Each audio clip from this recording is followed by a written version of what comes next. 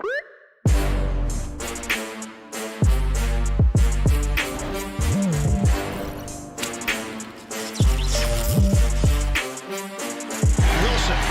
pulls the trigger.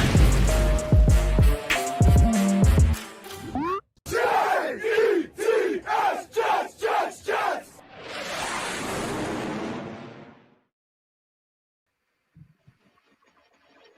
All right, I'm here, but I'm not here. Wow. What I do? What I do? Here's me from behind. Now let's try to make it work from the front. Oh, stupid camera. Oh, There we go. Here Ryan is. Welcome to Talkin' Jets. My name's Ryan, and I'll be your pilot tonight. I am joined alongside my co-pilots. I've got Matt O'Leary and Green Bean, the Jets fan. Boys, how you doing tonight? Matt, I'm gonna throw it to you first. numb, mostly numb. Just like feeling from Sunday to now. I recorded peek behind the curtain. I recorded just Jets right before hopping on this, which I think that's gonna be my new routine for Wednesdays. And Jet fans are just very, very upset. That's my preview for the calls for tomorrow. There were some interesting takes.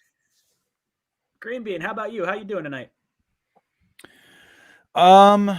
Yeah, I mean, I'm trying really hard to figure things out. I want to see what I'm looking at because like Matt just said, I mean, look, we're the recipients of a lot of angst, or excitement, like people reach out to us, so I get a lot on either Jet Nation, Twitter, my email, everything. And the large deal is like everybody's just jumping to conclusions, fire this guy, fire that. So for me, I'm taking this pain and putting it into like, let me see what I really think is happening here before I start freaking out. So that has been helpful. So I feel kind of pacified right now, Ryan. I'm feeling okay, buddy. Green Bean, I wanted to share this message with you. Edison says, Green Bean, your camera quality is fire, man. That's right, dude. You guys know me. Looking sharp. Dude, this is what I bring, bro. This has always been how I am from the beginning. Forget the freeze bean. He is crystal clear tonight. Thank you, Edison. I have internet. Girls, every 25 likes we get on this stream, we're going to pick a qualifier to win a shirt at the end of the stream. Last night's qualifiers from the live stream with Joe Blewett: Daniel Arena, Nick Chaplin, Steve-O Booze, Jets Blues, and Carmelo Elboros. Ooh, sorry. And if you're hanging out with us after the fact and you would like to get entered to win a shirt, all you have to do is drop a comment in the comment section of this video after it's aired, and that'll get you qualified for next week's shirt. So at the end of the stream, we'll go back and we'll check out last week's stream, and we'll kind of take a look and see who's possibly a qualifier from there. We did reach over the 25 like threshold, so I do have Nightbot doing its thing. Frankie from Flatbush. Oh, good. Frankie from Flatbush. Love it. Yeah, Frankie's good stuff. Right, you were qualified, my friend. No, he's a good dude. All right. So Jets get smacked around by the Broncos. I want to get some of your thoughts. My initial reaction, and I pulled up some numbers here, and it's super irritating because I watch it and I went back over and I'm looking at Zach Wilson's throws, and there's a lot of drop passes. A lot, Ty Johnson, Michael Carter, Corey Davis, Berrios, all dropping passes. And that was super frustrating because I really thought that we were going to see maybe a more complete game. I didn't expect to win. I didn't expect the Jets to even cover the spread. But to just not show up and get smacked around, like, man, I wasted 4 hours of my day on Sunday dealing with that crap. And it sucked. It was miserable. So I want to get your initial reactions, and I'll go into some of my little rants. Matt, how did you feel about this past Sunday's game? I think the perfect summation of just everything that bothered me from this game could be described in this one sequence. And it's where the Jets line up to kick a 56-yard field goal, and their rookie kicker drills it.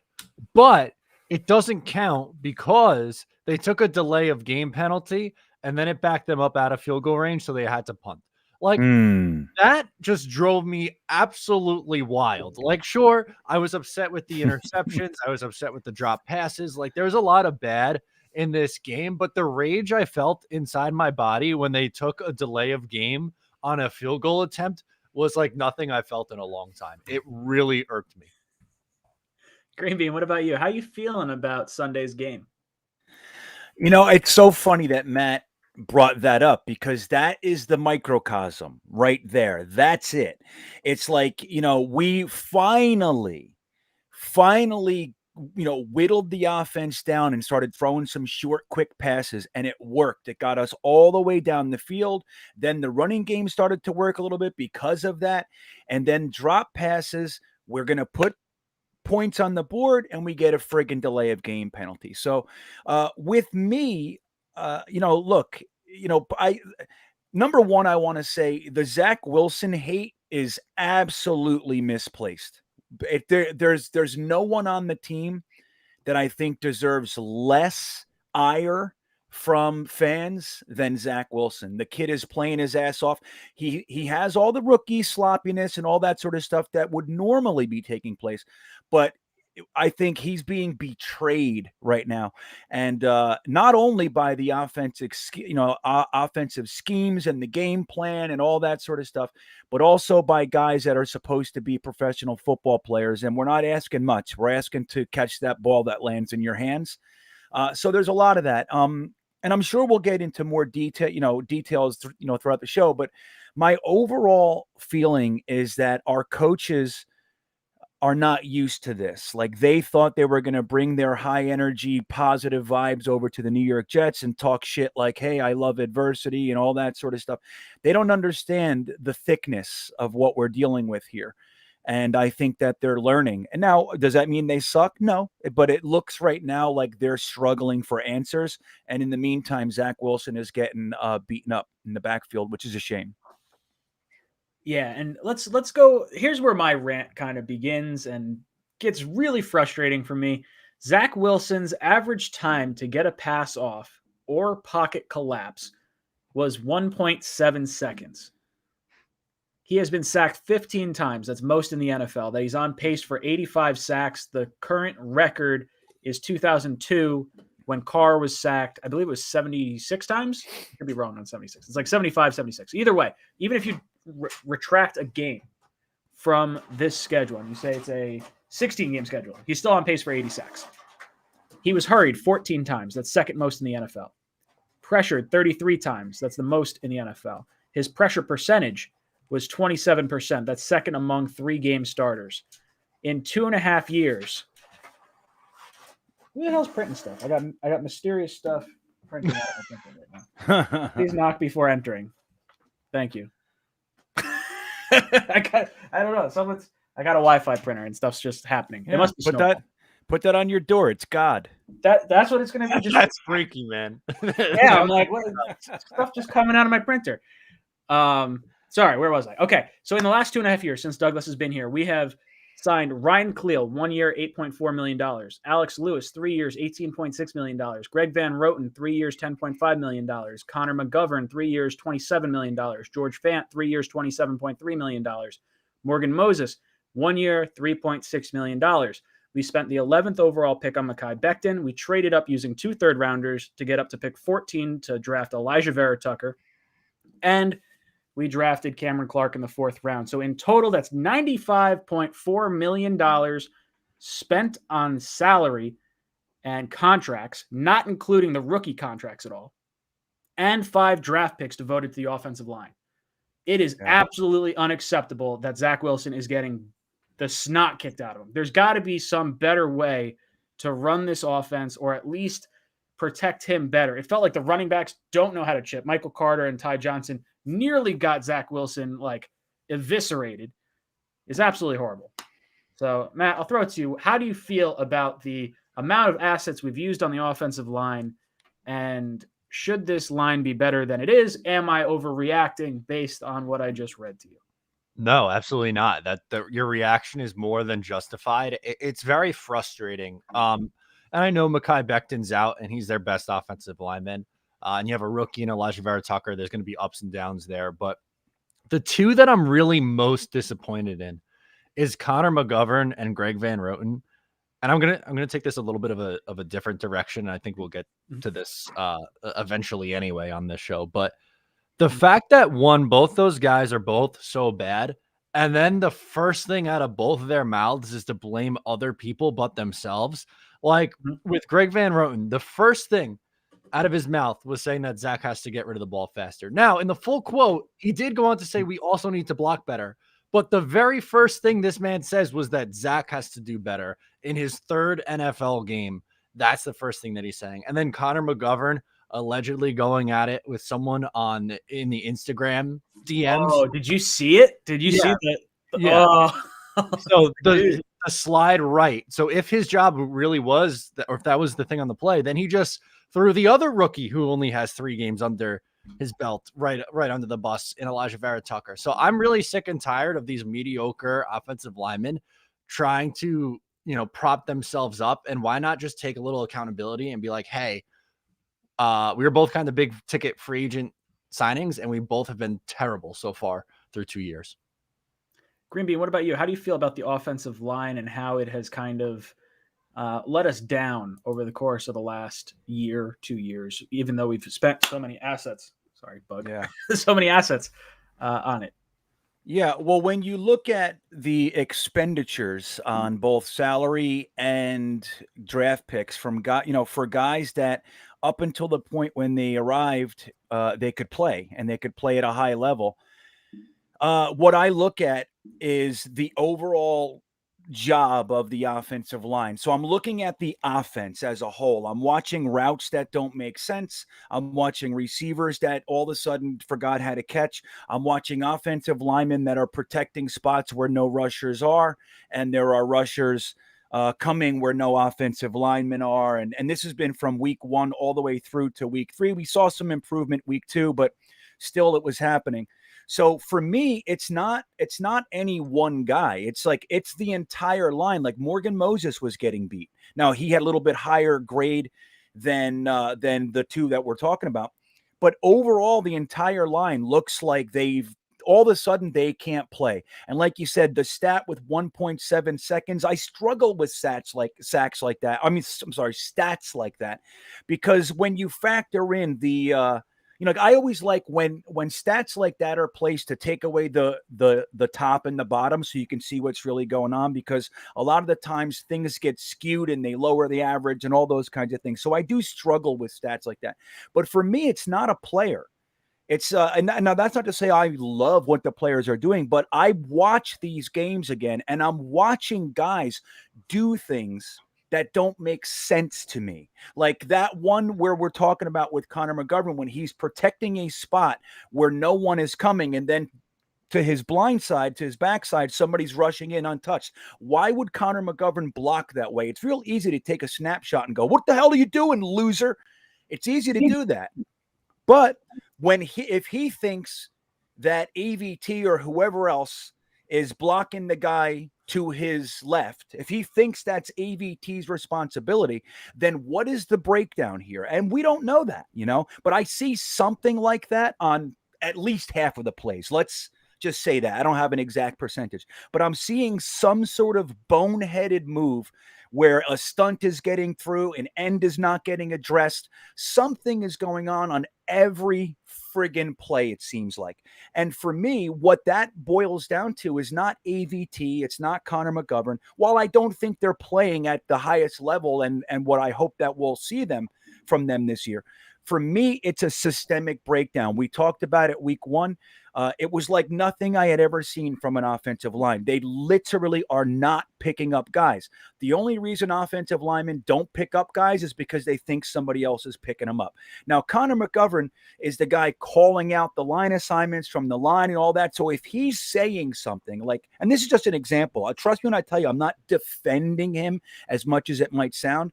But for me, if he's out there going, here's your assignments, and then leaves a guy to go over here and protect this other side, whose fault is it really? It looks like it's his right there. It looks like he's a complete moron. But Connor McGovern, as we know, was a top 10 offensive lineman center, and that is natural position of guard before he got here. And we did see him come around the second half of last year. We know the guy can play. So it's not like all of a sudden he's so dumb that he doesn't know to pick up guys. So for me, I have a really big problem with the coaching. I have a really big problem with how Mike LaFleur, John Benton, even Matt Cavanaugh to a lesser degree because he's a newer guy on the staff. I have a real problem with their answers to what we're seeing in the game. And that's where I think the entire breakdown is happening, man. Like when I watch the routes, guys, I'm like, what the hell are three receivers doing 5 yards down the field in the middle together bunched up? What the fuck is that? And like, what's Zach supposed to do? And then he gets sacked. It's like, I don't know what we're doing. So for me, I have a big problem with the coaching. Not to say I love what the players are doing, but for me, it's a bigger problem than pointing a finger at one or two or three of the guys on the line. Yeah, I completely agree. I'm going to see if I could find the play you're talking about because it's one I referenced as well. And I was like, oh, if you this find is driving me loony. I looked through the whole game. I couldn't find it. Please let me have it. I know exactly where it is. It's like I have a video clip of it from my every throw from Zach Wilson. So it is in there. It's at the very beginning of it. Good. I believe it's the second sack. But Jet Nation was talking about it. Let's see if I could find it real quick. Basically, what happened was they lined up in a trips formation on the right-hand side, and it was on the sack that Connor McGovern gave up, like that, or AV2, whoever that came running up the middle. I'm pretty sure that's the same play. And literally the three receivers on the right-hand side in the bunch formation all run like a 5 yard and then like in, and they're all running in line with each other with four defenders within like the same sphere. So you got 7 guys. Like the chances of you completing that pass in front of the line of scrimmage is just fucking asinine. It makes no damn sense. It's absolutely so bad. And even if somebody does catch it, they're going to get destroyed. It was like the defense waited around them in what looked like a circle. It was like, what the hell is this? I couldn't believe what we were seeing. So for me, when I see stuff like that, and then I watch routes, man, I'm watching 2 guys just run down the field on an empty backfield, 4th and 1. Like, what the hell is this? So for me, I'm looking at a series of coaches that up to this point don't have answers. And I'm really disappointed in John Benton because if your line can't get it, if they're not picking up the assignments, you must simplify it. If you need to go to man, go to man. If the wide zone isn't working, you got to have an answer. And up to this point, we haven't. And in the meantime, like you said, 15 sacks, 14 pressures ain't no way to start the year. 100%. If I find, I got the play. The play. Here we go. Movie night. I guess I could show it. Well, I'm not going to show it's like a still frame, and it's actually from Jet Nation. So let me. Yeah, show the screenshot you have. So here's the screenshot, right? And if you look at panel 2, look at the 3 receivers all in the same spot. 3 defenders right on them. That's bad. And then as they come down in panel 3, they're all in the same spot. Panel 4, all in that same area. In front of the line in front of the line to get the first down. Like, you have no shot at this. And meanwhile, Zach's getting, blitzed right up the A gap. McGovern's not doing anything, and it's just like it's a clusterfuck. I'm pretty sure that is the play that we had with McGovern with like the freeze frame and everything. Right. So then you look at panel 4. It's like that's the culmination. It's like now you're gonna so who do we blame on this one? Is it Connor McGovern? Is it Alex Van Roten? I'm sorry, Greg. I do that all the time. Greg Van Roten. Is it Corey Davis? Is it Wilson? Who is it?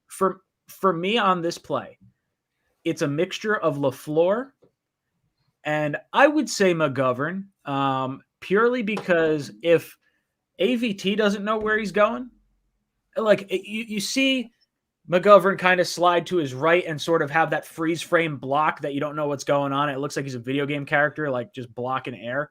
Right. Like you would think there's some sort of awareness. Maybe he's got to get that friggin' visor off his face and then actually see the playing field, because it's not hard to see the free runner running right up the A gap. Like if anything, just throw your body in front of him, give him like half a second more to get away from there. So that's super frustrating. Big Joe comes in with a super chat, says, now that this has become a crap show, does Mims get a shot this week? I would like to believe so, purely because you are not going to have Elijah Moore. You may not have Crowder. Throw Mims out there. Let's give it a shot. What do you got to lose at this point? Like, are they going to be so dug in that they're not going to risk? I don't know. I feel like we need an explosion, or we need some type of excitement, some type of spark on offense. And I think Mims can generate that type of spark. You just can't. Maybe you don't play the bunch formation. Maybe you just have guys go out wide and you let him be athletic, do his thing. Matt, what do you think about Mims? You should play. I don't know why they just continue to try to run 12 personnel and have Ryan Griffin on the field constantly. Like, how he can get on the field and get reps, but Denzel Mims can't, is just perplexing to me. So I think he should, yes. Especially with Croft, looks like he's banged up. So I would try to get as many quality wide receivers on the field as possible. So that means play Jamison Crowder too. Green Bean, what about you? What do you think about Mims, and do you think he gets a shot this week? It's funny, like you said about being dug in. I wonder, man. Look, we all tried really hard to give this coaching staff benefit of the doubt, right? Like, nobody agreed with the Mims thing, but as it progressed, we're all trying to kind of figure out what's going on here. And we're like, okay, maybe they're doing some sort of long-term thing with him. They're breaking a bad habit, something. But now I really do wonder if, number one, they know what they're doing. Okay. Now, that's not to say they suck. Okay. I just don't know if they really know what they're doing in their new positions as of yet. And then I wonder, to what degree will they kind of keep Mims out out of fear of being shown how wrong you are? I wonder. I don't know if they're like that or not. In my opinion, Mims should be out there. Now, if Jeff Smith and Keelan Cole, who was a phantom the entire game until they played prevent defense, if those two guys were lighting it up, I wouldn't give two shits, okay? All I want is the Jets to be good. I want our offense to be effective, and I want to potentially win some games, but really just compete. If Jeff Smith and Keelan Cole were lighting it up, hey, man, sorry, Mims, you got to work harder. That's the way it is. But with those guys being all but nothing on the field, I can't see why Mims wouldn't get a shot. And I'm really hoping it's sooner rather than later, because let me tell you, that one Corey Davis interception, the one with the kid broke down and said Corey Davis has no hops, Mims catches that ball, in my opinion. And that's Mims' strength. And I think he would be an asset, right, Matt? Yeah, no, without a doubt. That's his game plan, is he goes up and just gets the ball. It's crazy. Our buddy Joe S says, bring back Dowell Loggins. Free Dowell. Please no. Please no. Yeah, dude, I don't know. I want to see more of Mims. I want to see any of Mims. You think the Jets' most explosive play this season is the one play to Mims, like 40-yard pass. That's it. That's where the spark is. Find a way to play your best players. He's one of your best players. And that's the heartbreaking thing. It's like, finally, we get the guy who slips to the second round. DK Metcalf, Michael Thomas, Terry McLaurin. Finally, it's our guy. Finally. And we don't know how to use him. It's crazy town. Bananas. It doesn't feel like it makes – it's Banana Land. There it is, Matt. It is Banana Land. Robbie Oak, you've been qualified for a T-shirt. Every 25 likes we get on this stream, we are going to add another qualifier to our T-shirt giveaway at the end of the show. And if you're tuning in after the fact and you want to get your shot to win a shirt, all you have to do is leave a comment down below after this video is aired. Even you guys that are in the chat, if you would like to get entered, do the same thing. Leave a comment. We are over 75 likes, so Nightbot is picking another person. We got AN. You have been qualified as well. Our buddy Joe S drops in with a super chat again, says, when does Joe Douglas start getting some blame? It's gotta be soon, at least a little bit. he now has his fingerprints all over this team for 2 years. I think it's fair to at least start criticizing that first draft, but I will say this, and I'm more of a Douglas apologizer, or whatever. I'm more on board with Douglas than I am any of the previous GMs we've had before. And I'm willing to give Douglas more rope. The first year he was in here, he didn't get a free agency. He didn't get a draft class to kind of roll with. Him taking a swing on Ryan Khalil after everyone else was signed and we needed a center, I'm okay with that swing. That's not a bad swing for me. Obviously it doesn't look good when you wind up calculating all the money and all the assets that have been spent on it, but I think that was a worthwhile swing given the position we were in at that point in time. When you look at his draft, taking a very explosive, violent player in Mekhi Becton, I think is not a bad move. I think that's the direction any one of us would have gone as far as tackle goes. I mean, it's him or Wirfs, obviously, were the two that were left. Wirfs is looking good down in Tampa, but he's playing the right side. He's on an all-star stacked team with arguably the best quarterback of all time. So there's going to be some slight changes, or not some slight changes. There's going to be a slight bias there. Mims, we were all excited for Mims. A lot of us, if not all of us, thought he was going to be a first-round pick. And there's probably something to be said for Douglas drafting players that would fit more of a Gase system because that's the coach you had at the time. Now, obviously, you want to see those players contribute after the fact because you want your coaches to adjust the scheme to the players, and it doesn't feel like that's really what they're trying to do. And I can understand Denzel Mims being frustrated. Like if you're going in and you're thinking, okay, I missed all of training camp last year. I had the injury. I didn't get in until game 6, 7, 8, whatever it was, halfway through the season. And I'm like, okay, you know what? We're going into the season. I'm going to be the guy next year. Like they took me high. I'm the guy. And then they go out and they get Corey Davis. And they go out and they get Keelan Cole. And they go out and they take Elijah Moore higher in the second round than you were taken. I can see there being a little bit of frustration from Denzel Mims. And he's like, you know what? Okay, I got to prove myself coming into camp. And then you get food poisoning from your own damn facility. Yep. And it puts you behind the 8 ball. So if I'm Denzel Mims, you're rightfully frustrated. The fan base is driving themselves bananas because we just want to see this stud of a guy out on the field because it seems like he makes plays every time he's out there. So I don't know. Matt, what do you think? Well, hold on. Before I get to you, I just want to go through the rest of this draft class because I kind of got on a little tangent about Mims. Sure. But Ashton Davis, IR. Zuniga, practice squad. Cameron Clark, not playing, IR. James Morgan, practice squad for Panthers. You got Morgan Mann, IR. Bryce Hall, looks legit. And who am I missing? Cameron Clark. I feel I'm missing someone in there. P. Ryan. There we go. P. Ryan. Not really playing, injured. So, Matt, I'll ask you, when does Joe Douglas start getting some blame? I think it's appropriate to start mixing in some blame for Joe Douglas. I don't think it's all his fault right now. I don't think he's necessarily in danger of getting fired or anything like that, but it is frustrating when you see the offensive line still not performing well.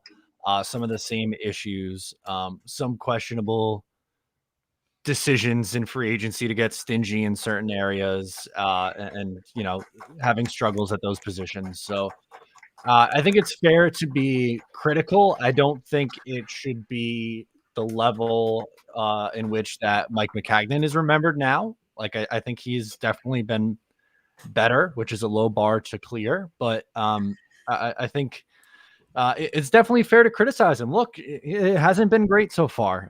He has a high ceiling, I think, as a general manager. I like a lot of what he does. I think he's been great in trades and manipulating the draft board, but there's definitely been some moments that left me scratching my head. So yeah, he does deserve some blame.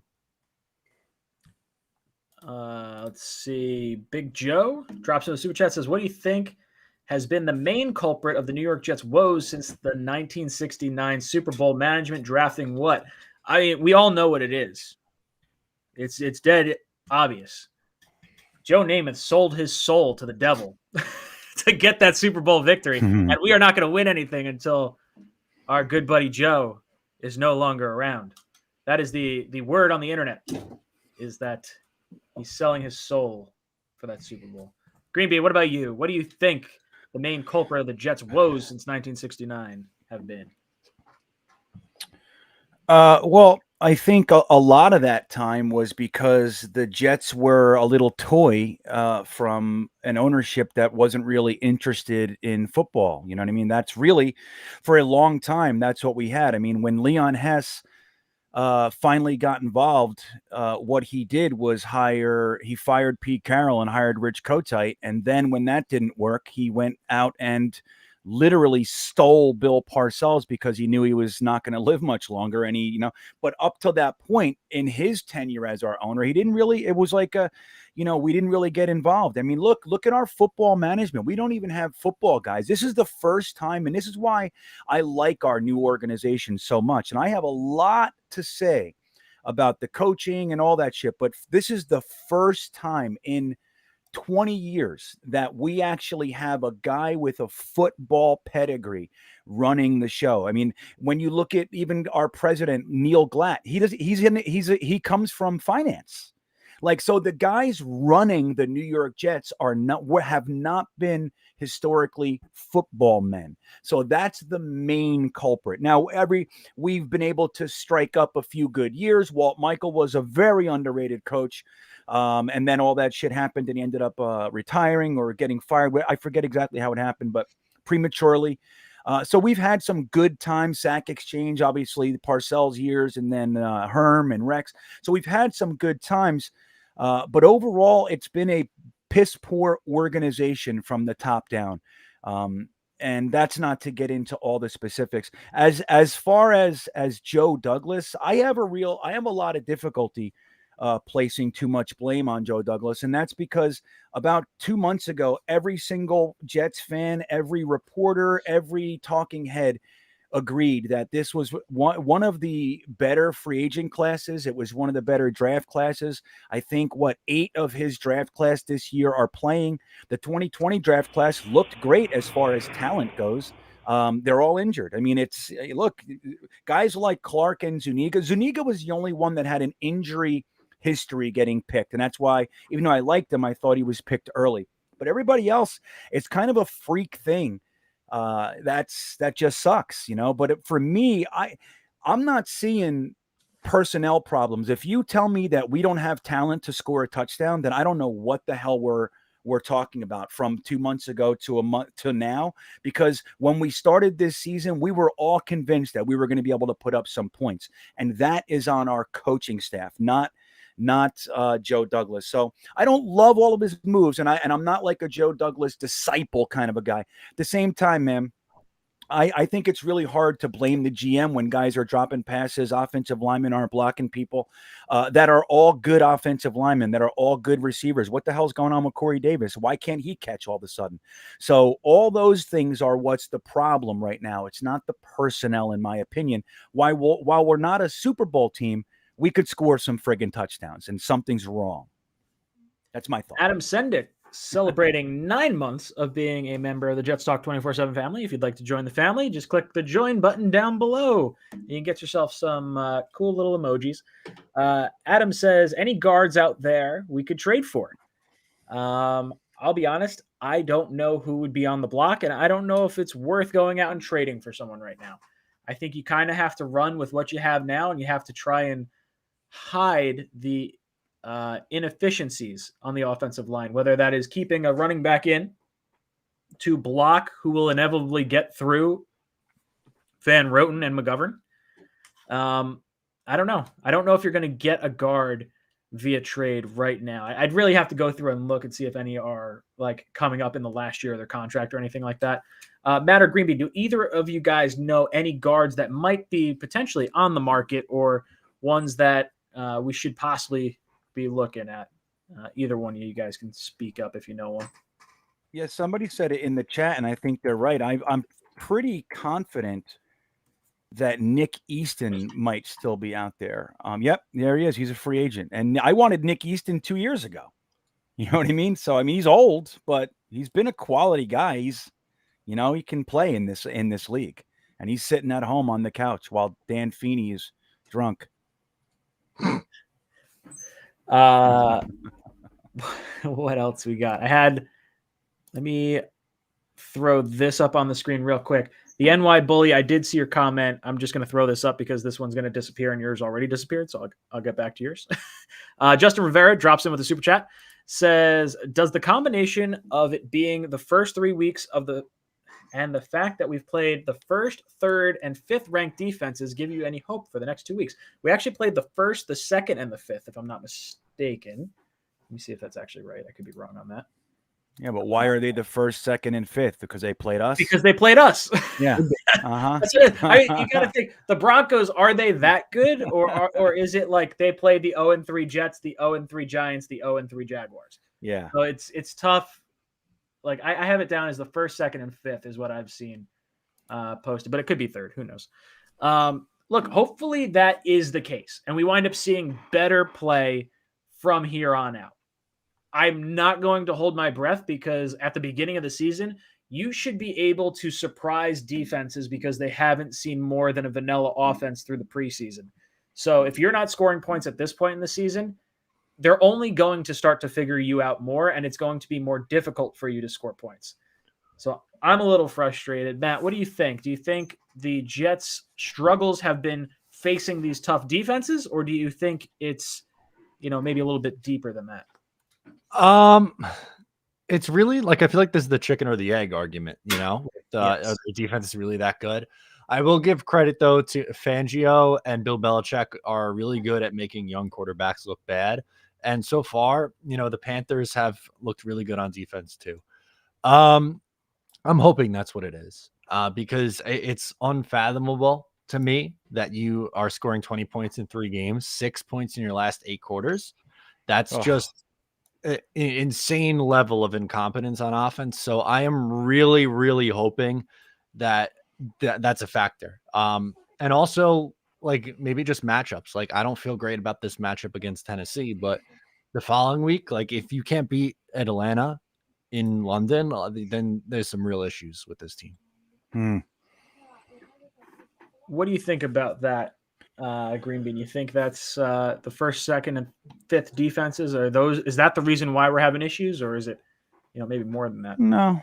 I mean, I think I really look. I hate to be this guy. I really do. But when you have a defense like the Panthers, who we allowed to get, to sack our quarterback 6 times, and then the Patriots get 4 picks, like that's what's called padding the stats, the stat sheet.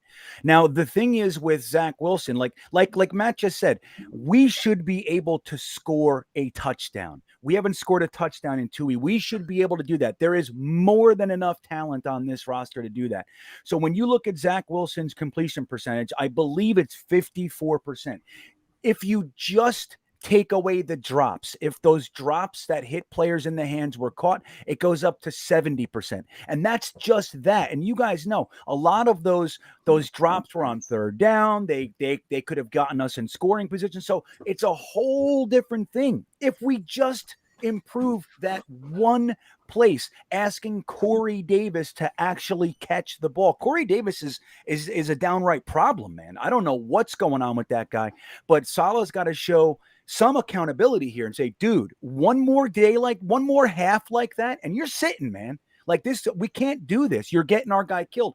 But just that alone, like there's something really wrong when you start to fold in the penalties, the drops, the sacks, all that shit. That to me is a team that is lost, and the coaches, they're lost for answers. Like when a receiver drops easy passes more than just one time, when it's incessant, that's somebody thinking. That's somebody, they're in their head. They don't know what they're doing or whatever it is. So for me, again, I'm just going to whittle it down to the coaching. And but as far as the defenses, yeah, they're good, but I don't know. I think it's more that we're inept as opposed to them being the reason we haven't scored. So I saw a super chat come up from Spooky Jan. I'm not going to put it on the screen because I completely disagree with it, and I don't care about the $2. So thank you. He says Zach is the second coming of Jamarcus Russell. Get the flock out of here. Not even close. Sorry. Jamarcus Russell was handed a blank DVD and asked, "What did you think of the game plan?" And he said, "Oh, I really liked it." He didn't even know that it was a blank DVD. That's what the Raiders did to him. Yeah. Dak is not on that level. Yeah, right. Totally different thing. Totally different, man. I think so. The NY Bully has been a member of the channel. It says 6 months, but I think it's 9 months. Ooh. I don't know. I don't really understand how this stuff works. He's been a member of the channel for 9 months of the first class tier. He says the only thing that Des Bryant could do was run deep routes, and he managed to have a decent career. Why can't Salah find a way to use Mims if he's talented but limited? Coaches should find a way to utilize their best players. Yep. Matt, how many times have you said it? How many times has Matt said that? If all you could do is send him down the sideline, like it's the simplest thing in the world. But the funny thing about that with Mims is send him over the middle, dude. Put him in front of the linebacker. Put him in front of the safety. He will catch it and absorb the hits. He can usually bang off a hit or two and get 5 to 12 yards after the catch. Like, the guy can do everything. I don't get it. I was going to say, they just refuse to try anything other than just keeping him strictly outside. Like, even last year, they didn't really have him go over the middle. But we saw in the game against New England, remember that play he made over the middle and then had the yards after the catch? Like, I don't know how you can't, like, develop more of that. I don't get it. Yeah. I think what we're seeing, like, look, let's just let me bring out the pink elephant. And I don't want to use it as an excuse, but it's very real.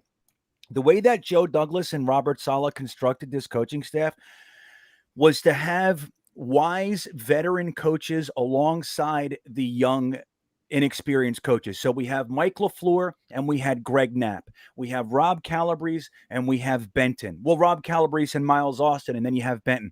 When we lost Greg Knapp, who is universally respected by some of the greatest players and coaches the NFL ever had, the guy's known as one of the best. He was a part of this staff, and he was a main cog in this staff. Losing him for Mike LaFleur was a much bigger hit, it looks like, than any of us could have imagined. Now, that's not to say that the Jets' woes are more important than his family and all that sort of stuff.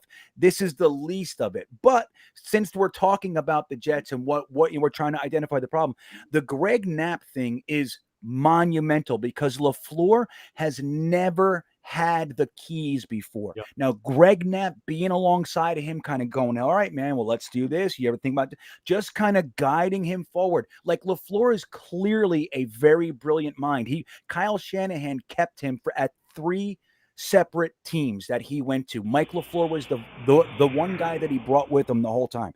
So there's something to that. But Mike LaFleur, in my opinion, where Mims is concerned, he can't think outside of what is prototypical for this offense, what he's been able to use before. And that's going to take time.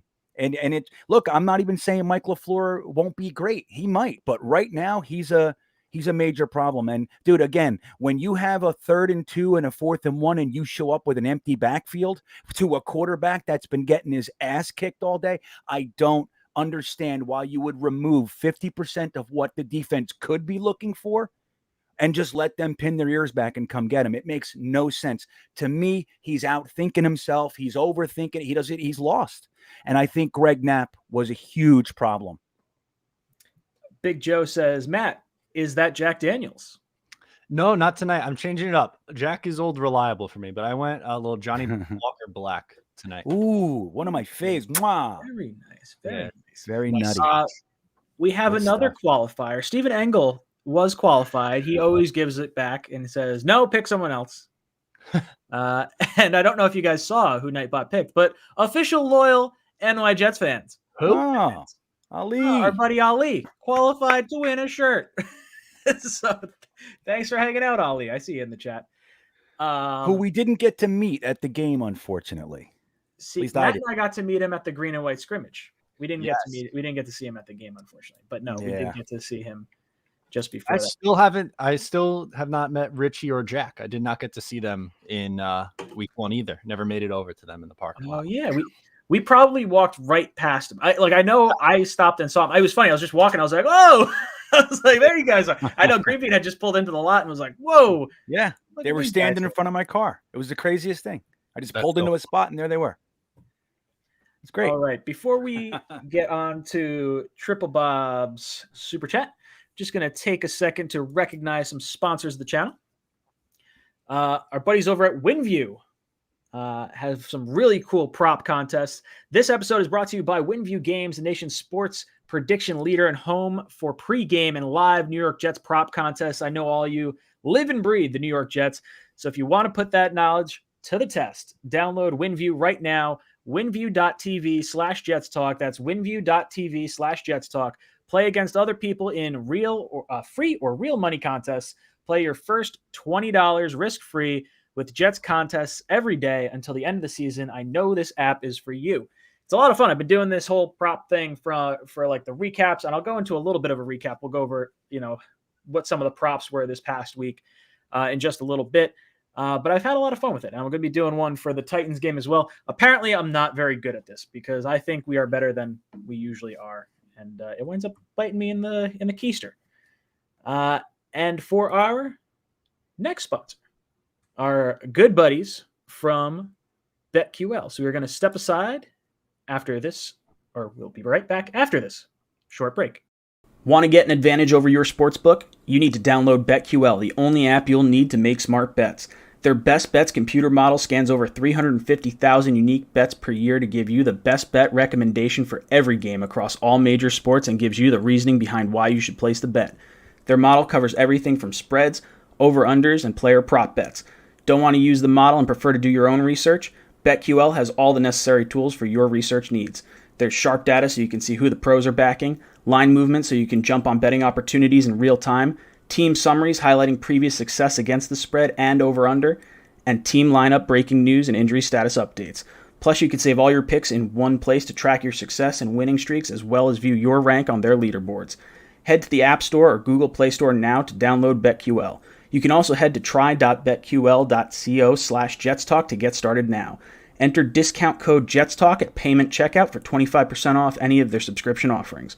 You can find all this information in the description of this video. Make sure to check out their BetMGM offer in the description in order to receive a free year of BetQL. Also check out their sportsbook offers page if you live in any of the eligible states to claim free offers upon signing up for one of the many sportsbooks listed. Don't miss out on your chance to beat your sportsbook this football season. Thank you, BetQL.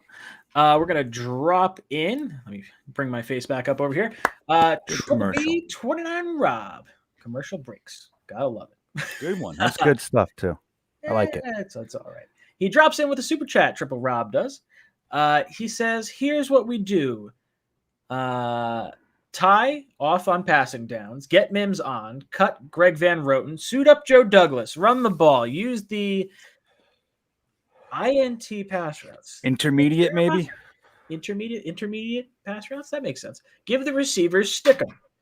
Yeah. Let's do that. You know what? We give them stick them. We'll pump them full of steroids. We'll give them like stick them. I don't think so because those gloves are basically stick them anyway. Yeah, I thought stick 'em was like a '80s thing. No, Green Bean. Yeah, it was.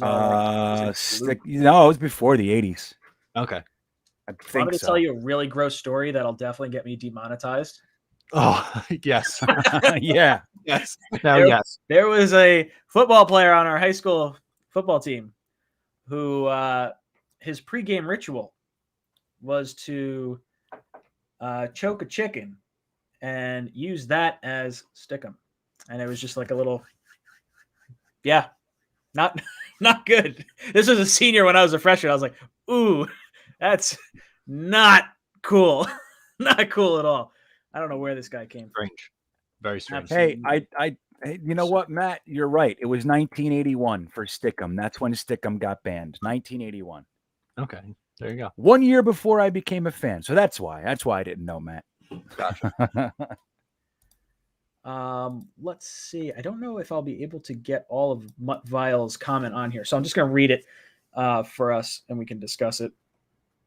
Let me see real quick. Mutt Viles has been a member of the first class tier for 10 months, brother. He says, evening, boys. Everyone needs to chill with Zach. We know it's a rough year with all the young talent. Chill out, see the major problems, fix them, and get it rolling. Go Jets. Ryan, I didn't see you at the home opener. Sorry, Mutt Viles. I wasn't sitting with Matt and Green Bean. I was in a different part of the nosebleeds. Yeah, we were looking for you in the parking lot, me and Multi V. before the game or after the game? Multiple This was before, like right before. Actually, I was looking for a green bean. Yeah, right. was looking We for- actually, probably I saw after you you and guys I- together. I was gonna say Matt and I got split up from you, Green Bean, and we started Uh-huh. walking, and then it was like right as we were about to get ready to go into the stadium, and then Matt, I'm assuming you probably veered off one way and ran into Mutt Files. That's exactly what it was. I got my people confused. And then I found Matt with Mutt Viles. Correct. That's what That happened. makes Yeah. sense. That makes Yeah, sense. somebody, we were walking back and somebody goes, Green Bean! No, and that was it. I never saw you guys again. It's like who was that? We got the NY Bully dropping in the super chat. Says, how much does the lack of veteran backup quarterback hinder Zach Wilson's development? Is there a veteran we can bring in or trade for? Here's what kills me. Oh man, wrong choice of words. Because I think the quote unquote veteran presence that we are going to have there was going to be Greg Knapp. I didn't intentionally do that, but no, I thought he was going to be the veteran presence, and I think that's why they felt Yes. maybe a little bit more okay not having the veteran quarterback there. Now, hindsight, tragedy aside, everything, you probably think, okay, maybe it would have made more sense to bring in a vet as well. And honestly, I love McCown. I would have loved to have him in there with Zach Wilson because I really liked the dynamic that McCown and Darnold had, and now maybe that was partially a reason why you wouldn't bring him in. You know, he's no longer on the team. I think it's weird when you probably bring someone, like let go of someone and then bring them back just a few years later to try and do the same thing with a new rookie quarterback after they already had a bond with your previous quarterback. Because I know McCown and Darnold are really close. So maybe that's a little weird. I don't know. Is there a veteran quarterback out there, Matt? Well, we have one. So who are you thinking? Are you saying Josh Johnson? Yeah, I mean, we have a guy who's been in the league for 14 years. I mean, people were screaming for Nick Mullins, and dude, Nick Mullins been in the league 4 years. He's and sucks on top of it. So I don't know, what do we want from a backup quarterback? I'm with you, Ryan. I think again, initially Greg Knapp was the quarterback whisperer guy, for lack of a better word, that they had on staff. So that's why it wasn't such a pressing thing. But everybody keeps talking about a veteran quarterback. Who are we talking about? Because we have one. He's on the roster. He's You know what I mean? Yeah, but he's on the field. He was on the field. I know he was on the field in the Patriot game. I don't know if he was there last week. But, Okay, take it back. I mean, he's there. I thought he hasn't been active. I thought it's been like protected on the practice squad or whatever. Yeah. But he was on the sideline in the Patriot game for some reason. I don't know if he was there last week, but he's there. A lot of guys in the chat saying Matt Kavanaugh or, should be an influence, or you got RG3 seems to be a popular name people are throwing around. RG3 doesn't strike me as the same type of quarterback, I guess. Like, I don't know. I'd want someone maybe in a similar mold, and I feel like maybe RG3 could provide an insight in terms of like, hey, don't get too high because you're gonna face some really bad lows. Like, I think there's some value in that. Yeah. But I don't know. I don't know if there's like MSPN Sports Talk says, is Cam Newton an option? I hope not. No. I don't want to bring Cam Newton in. I would take RG3 before Cam Newton. Absolutely. But I don't really think either. But it's like, to what end? Like, when I ask people, because I get these comments all the time, I mean, like, honestly, I made a video this week. Probably a third of the comments talk about this. And I always ask, well, what do you want the backup quarterback to do? And they say, to mentor him. Well, Josh Johnson's with Zach Wilson every day of the week, except for Sunday if he's not suiting up. So, I mean, who do we want? I mean, do you want him to play? Do you want him to be on the sideline? Like, is that more what it is? Like, I don't know. I'm trying to figure it out because we have Matt Kavanaugh there, and Josh Johnson is in the house the whole week. So I don't know. I don't think it has quite the same impact as people might think it does. That's just my 2 cents on the matter. 10 Diamonds dropping his big old dong on the table with a $20 super chat. Says, I feel like this result was inevitable. It's tough because we wanted some sort of immediate success. Reality is, youngest team, rookie quarterback, rookie offensive coordinator, rookie head coach. I just want to see a competitive team by the end of the year. dude, we are all right there with you. Like, I'm okay with losses. Like, I want to see wins. Like, I'm not rooting for draft position this year. I don't care. I don't want the first pick. If we end up with it, so be it. But I want to see victories. Like, even if that's like the end of the year, like, I'm not going to be doom and gloom the way I was with the Trevor Lawrence sweepstakes. And you want to try and get the quarterback. We got the quarterback. Now I want to see him succeed and get some victories. But even then, we could go 0-17. If I'm seeing competent football, competitive football week in and week out, that is more important to me right now than like anything else. The fact that we came out and just laid a fucking egg drives me absolutely nuts. Matt, your thoughts? Yeah, I think that's a really good a point here that 10 brings up. Because when you look at the comparison that someone used when they called into my show for Just Jets, that it'll be in tomorrow's episode, but I think it's appropriate to mention it here, was they were saying, I hope we're like the Dolphins from a couple of years ago when they were like downright dreadful in the first half of the year and then came on strong and ended up, I think, winning 5 games when everyone thought they were going to go 0-16 or 1-15. So I'm just hoping that eventually they play the competitive football, because you're right. Like, this isn't a year where you want to go 0-16 or 1-15 or whatever and get the number 1 pick so you get a quarterback. I would rather, there be a couple games in November, December that they win that they're not supposed to because the quarterback played well. That, I think, is a bigger deal than, picking, I don't know, 3rd instead of 6th or whatever you want to call it. Green Bean, what about you? How are you feeling about what 10 is saying here? Saying that he thinks the results were inevitable. We wanted the immediate success, but the fact is we have the youngest team and we have a lot of rookie pieces in really important positions. He just wants to see competitive football. Your thoughts, Green Bean? Well, we have Josh Johnson, so I don't know what the problem is. Yeah. Well, look, dude, I am I fancy myself one of the more patient and constructive and objective fans out there. Now, I wasn't always that way. I think that's what's called being humbled by life, right? You get beat down enough, you start going, okay, I don't need to be so loud anymore. Like, that's where I am with all this. But I think I agree with every word that he said there. And I think that those are viable and legitimate reasons why we can expect not to pull it out in these games and not to win a whole bunch. And I'm totally with it. My problem is Zach Wilson is getting his ass kicked in the backfield. Our receivers are dropping balls. We're getting stupid penalty after stupid penalty. I haven't seen a chop block penalty in 10 years. But we got one this year in the first 2 weeks or whatever it was. So we're seeing all kinds of stuff. So my concern is this. While I think everything he said is right on target, we should be able to score a touchdown. We should be able to protect our quarterback before he becomes David Carr. That's my concern.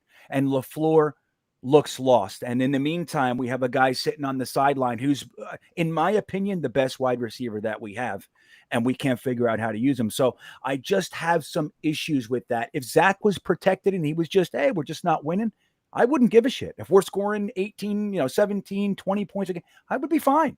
I don't care if we win or lose. I just want to see progress. I love what I'm seeing from the defensive backs. It's all good. But my problem is just that we're not even competing on a base NFL level. And that's what we've been seeing for far too long. And it's exhausting. Zach Holmes drops in the comments, says Green Bean is super smooth bean tonight. Wow, nice to have him in high quality. I can see every strand of beautiful, passionate facial hair on Mr. Bean's face. And I love it. New camera? Crystal clear. Yeah, well, I've been using this for 3 weeks, but yeah, I finally figured out how to use external stuff and all that. Because you guys know I have to set up every week. Like, when I'm done with this, I break it all down and put it all away. Mm-hmm. So for me, I just dragged my ass on actually committing to a lot of external equipment. But in addition to that, I have internet, dude. I'm using, it's Wi-Fi, but there's a house where I'm staying at. I'm using a house Wi-Fi. So that's, I think, the real difference. But thank you. I'm glad you can see all my hair strands. I know how frustrating it is to have like the quality or the issues or the sound or whatever. Oh. And I want to highlight just how much people love crystal clear bean, and how this is awesome. So Yeah, I appreciate it, guys, because like you said, Ryan, I mean, you guys know, I don't even know how you guys have dealt with me for this long. Like I am just, I think so highly of O'Leary and Ryan and the chat for that matter. Cause I do get emails from supporters going, dude, I don't know how much longer I can do this with you. You know, honestly, I get those. Really, no way. I swear to God, I get those emails and dude, we got texts or one of whatever. the best emojis because of freeze bean. Like I love seeing. Yeah, give us some freeze beans. I haven't seen any Give me freeze. some, yeah, give me the I word. really that enjoy you guys seeing the run. freeze bean. Side Yeah. note: Harry W has been qualified to win a T-shirt at the end of the stream because we have hit another 25 likes. If we get Nice, another, Harry. what is this math? 11 likes, we'll pick another qualifier to get a shirt at the end of the stream. There goes David. David's got some freeze bean on him. I love the freeze bean. Little sunglasses. Yeah, that's the best. Write the words, guys. Write those words that you can write. The words with are the beans. fantastic. I took away the Patriot ones. I took away the like F star, CK, Pats, or whatever. I'll have to start creating some new emojis with other letters that get around the the terms and conditions of the YouTube sphere. See, I know you're not supposed to curse, but emojis, that's okay. That is all Nice. right. You know what I want to show? So I said we were going to go over some prop bets. Prop contests from WinView. So I want to get your thoughts on some of these. So I'll rattle some of these off. Here were the ones that I had for the week. So either team kicks a successful 49-yard or more field goal in the game. I said yes. Our punter said no. So I did not win this one. New York Jets record single offensive play that gains 40 or more yards. I thought for sure we'd have one. I was hoping for one. Mistake. It was a mistake. That was a no. Zach Wilson completes more passes than Teddy Bridgewater. I said yes because I thought the Jets would be losing and ended up, they would run the ball, and I thought Zach Wilson would pass the ball more. Now, without looking at the box score, I think we probably did pass more. We just did not complete as many passes. You guys can tell me if I'm right or wrong on that. A player from either team records 9 or more receptions in the game. I said no. I was correct. No one had that many receptions. Either team scores at least 17 points during a single quarter of the game. I said no. That was correct as well. Gordon rushes for more total yards than Williams. I said no. I was wrong. I was wrong. A player from either team rushes for 80 or more total yards. I said no. That was correct. Both teams kind of go running back by committee, so I kind of figured that's probably where that would go. Both teams combined to throw 2 or more interceptions in a game. I said no. I was wrong on like the last play of the game or like second, whatever the last one when Berrios bops the ball into the air. Not fun. Sutton records 75 or more total receiving yards. I said no. I was correct on that one. I wish it told you the yardage that it wound up being because I'm curious what that was. Each team scores 20 or more points the game. I said no because, we're the Jets, and I was right. So there's that. So those are our props. I'm gonna have a prop league. I'll probably release it Friday or Saturday when we go over the prop contest for the next game, for the Titans game. So if anyone wants to get in on that, make sure you check out the league that I eventually post. I just haven't done that yet. So I'll find some way to show that and share that. Let's see. I saw a super chat come up. Where'd we go? Well, we got Peter Kokosar becoming the newest member of the channel, brother. Drop some JETS in the chat for our newest member, Peter. Thank you, brother. Means a whole heck of a lot. And then we got our buddy 10 Diamonds again, dropping in with another super chat. Says, totally agree with Green Bean. My biggest itch is Mims. Inexcusable. He isn't out there. Immediately opens up the field and takes some pressure off Davis. Missing Crowder's presence Does not help. Green Bean, would you like Yeah. to respond? And Yeah, sort of, sure. talk to us a little bit. Yeah, I like this 10 Diamonds guy. You know, this guy's okay in my book. He guys. sounds like he should be 14 carat because he's right. just Hey, he's money. Just a he's he right is on point. He's money. So yeah, that's a big problem with me too. And like I said earlier, I think as hard as it was, I was really attempting to give the coaching staff benefit of the doubt, but the results and the confusion that I've seen on the field remove that potential for me. And now I'm a little bit upset. Like, okay, now I'm a little nervous. Let me say that. I'm a little nervous that these guys, if they can't figure out a way to use a 6'3" receiver like Mims with all the attributes and assets that he has, I'm nervous for our potential. But dude, think about that. We lost Crowder too, man. Like we're not really talking about that, but Crowder is probably definitely the most what's the word I'm looking Established for? receiver. Yes, that's the exact word I'm looking for. Thank you. That was perfect. See, I live inside your head, rent free. I'm sorry to hear that, man. It's fucking yucky in there. But yeah, and look, Elijah Moore is in the concussion protocol. I saw it happen, and I don't know, man. Somebody said to me, I think Elijah Moore might be soft now. It's way too early to say that, but it's really unfortunate the way these guys are going down. So now Crowder and Elijah Moore won't be a part of it, along with maybe Croft. And so I think we probably will see Mims this week, which will be good. And I just hope they use him. Matt, what do you think? You think we see Mims this week? We better. There's really no excuse at this point. And, they need help at the receiver position. So I don't, what's the benefit? We've talked about this for 3 weeks in a row now, pretty much, but I just don't see how you don't play him. Nothing would make me happier than to watch Mims go out there and score a touchdown on like just some sort of ridiculous grab. And it gets to the point where they're like, we just can't ignore it. We got to put this guy on the field because it's just silly. And someone on Jet Nation brought this up, and I thought it was interesting too. And they were talking about playing in a phone booth, which was, the example that we brought up with the 3 wide receivers, all in the same bunch formation, all running the same route. And they talk about how the passing lanes get congested with Wilson, and you want to try and open those up. So if you spread guys out, you have 2 wide receivers out wide, you have 1 in the slot, maybe 2 in the slot if you have 1 on either side. And then that opens up the passing lanes. It doesn't put as many players in a congested area, especially when the offensive line can't hold up their blocks the way they really need to.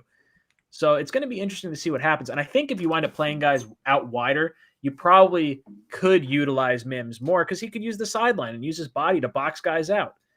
I'm hoping that the injury to Elijah Moore allows Mims to get out onto the field and at least lets us see more competent wide receiver play, because the drop balls from Corey Davis, from everyone kind of contributed to it. And for me, that comes from a lack of focus. This last game felt like it was more on the coaching staff than on the players themselves. We had a lot of penalties. I want to say it was 8 or 9 penalties for like 90 yards. So you're giving an extra 100 yards away to the other team. Yep. You have Elijah Vera Tucker running like 25 yards down the field on, what's supposed to be like a screen play or a play out in the flat. He has no idea where the ball's going. He's just running down the field. You get one mistake like that. So hopefully he learns that you cannot do that in the NFL. Because if he starts seeing that more than once, then I'm going to start like banging my head against the wall. It's like watching Sam or Gino or any one of our other quarterbacks running out of bounds behind the line of scrimmage without throwing it out of bounds. That's what I kind of equate that to. It's an easy penalty to avoid. Just look for the ball. Look for the ball. All the other players on the defense are running to the ball. You can piece this together relatively quickly. I don't know. I agree with you though, man. And look, not for nothing, you got Ty Johnson and Michael Carter who have struggled in pass protection. Clearly, that's an issue for us right now. And the running backs, as that kind of last resort, are failing in that capacity. And they're dropping passes now. after, not being effective because of whatever, only having 12 rushes and all that. So, but the thing is, we happen to have guys on the sideline. Like, look, man, I'm just going to tell you right now, 𝐼𝐼 Pirine, two of his strengths, while he's not maybe as explosive of a runner as those two guys, he's known for having very good hands, and he's also known as being a good pass protector. So, like, we could use a guy like that. Now, I think his issue right now is injury. I don't know if he's back or not. But Mims, Pirine, even look, man, I'll even venture to say it might be Kenny Yeboah time soon. But like, we have You've been looking at the options. chat, haven't you? I've been seeing little Yeboahs pop up. There's Robbie Oak. No, I'm halfway reading up. the chat. Says Yeah, I free, see. hashtag free Kenny Yeboah. Yeah, Robbie Oak. But I was talking about Kenny Yeboah earlier in the chat too. So yeah. But yeah, man, I just think like we have guys, like if the guys that are out there, for whatever the reason, can't seem to get it done, my hope is that this coaching staff is able to sit guys and bring in the next guy, so everybody realizes how serious it is. And look, your position is not insured. I like regimes like that. That's Parcellsian, WA2K99 says, we need a Yeboah emoji for members. Ooh. I got to figure out how to do that. Like, what would be a good Yeboah? I feel like it'd be like, ya boy, Yeboah. A bow and arrow. A Bow and helicopter. arrow. Helicopter. It could be a helicopter. Like in the first preseason game. Peter says maybe Linderbaum at Iowa. That would be where I would go with the Seattle first round pick. If it's like early 20s, mid 20s, I think the center from Iowa would be a smart move. And then maybe you kick McGovern over to right guard to try and fix some of that for next year. Speaking of the draft, Big Joe 71 drops in with super chat and he says, with the GM honeymoon over, do you guys trust Joe Douglas with the next year's draft? I do. I like what Joe Douglas is doing, and I like Robert Saleh. I like Michael LaFleur. I think there's some really frustrating aspects to what we're seeing right now. And I do think part of that is from just a lot of young players and young people in positions that they're not comfortable with yet. LaFleur being one of those guys. I would like to see, now obviously if we wind up taking, I know Green Bean has said he would love to find a way to draft the safety early on in the draft, but I want to see edge rusher early. I would like to go center with that like mid-20s pick. And this is like a way too premature, mock draft for me here. And then I would go with either tight end or cornerback, in the second round in some capacity. I think those are going to be the biggest areas of need. But mainly you'll have to look at free agency and see where the strengths of free agency are and where the weaknesses of the draft are and kind of prioritize that based on the order of events, which means free agency comes first. Then you try to rebuild the rest through the draft, even though you want to go best player available, ideally. Sir Robin becomes the newest member of the Jets Talk 24/7 family, brother. Members, drop some JETS in the chat for Sir Robin. Thank you so much for joining, dude. So, Matt, I'll throw it to you. With the GM honeymoon over, do you trust Joe Douglas to make this year's draft picks? I do. I think that for the most part, he's done a good job in the draft. I think I'm still higher on the 2020 class than a lot of people are. I feel like a lot of people jumped off. And while there were definitely picks that I did not and still do not agree with, I think even if you just have, like, let's say Hall, Becton, and Mims as regulars, and I'm still holding my Mims stock, then I think that's fine for a draft class. You don't need to have, like, every single draft. You're not going to get 5 starters out of every single draft. So if you can get 3 and those would be the 3, then I could be okay with it. And I think you look at the 2021 class, the return on that so far has been good. Like finding Michael Carter II as late as he did has looked like a really good find. I know it's early, but he's looked really solid. So to answer the question, yes, I definitely feel comfortable at this point with giving JD another draft. Before I get over to Green Bean's comments on this, I want to point out Emanon NYNV in the chat. He came up with a Yeboah icon without having to create a YEAR icon. It's Oh, what YEAR is it? and then a snake. It's a boa constrictor. YEAR. Oh. I Oh, like it. yeah. I like it. I'm Look a at that. I fan. see it. It's cool. That is some clever use of emojis, my friend. I've been Greenbean, I on want to get your solid. thoughts. You trust in Joe Douglas with this next draft class? Yeah, I did. I agree with what Matt said too, man. Like, look, injuries don't make a draft class suck. Like, number one, the rule of thumb is 3 years anyway. Let's not forget. Like, and it can sound like excuses, but this is the facts of the matter. His first draft was his first ever draft. So he's a rookie GM. So you have that. We had no training camp. We had no preseason. All that sort of stuff is real. That stuff is real. But I really liked the 2020 draft class. It was the first draft in maybe a decade that I actually liked, outside of one or two players here or there. So I'm still very high on that draft class. And like Matt says, even if it's just Becton, Mims, and Hall and Braden Mann, fine, great. That's a solid draft class, guys. This draft class, I mean, look, these are the guys playing significant time out of this draft class. You got Zach Wilson, AVT, Elijah Moore, Michael Carter, Jamien Sherwood, Michael Carter II, Brandon Eccles. And I mean, dude, that's serious. And they look pretty good. The offensive side, there's a whole mess over there. I think guys like Zach Wilson and AVT fall into that mess. But, dude, I have nothing but faith in those guys right now. As far as Joe Douglas's drafting, while I wouldn't necessarily have done it all the same way, especially this year, I don't know how anybody couldn't trust Joe Douglas with the draft. I think he's done a very, very good job. We talk about the offensive linemen. Joe Douglas has brought in 11 offensive linemen and used 2 first-round picks in his first 2 years on offensive line. I mean, what do you want someone to do? Use 5 picks on offensive line every year? It's not real. You have other positions to do that. So if guys like Connor McGovern and AVT and everybody else can actually play up to what they're supposed to be able to do, I think things would be a lot different. But yeah, man, I have a lot of faith in Joe Douglas as the general manager of this team, including the draft. So I'm trying to find defensive rankings to see where everything is in terms of like the Titans. But I saw some things in the chat saying this is the week, says Crazy Toaster 69. You dirty dog, you and your numbers.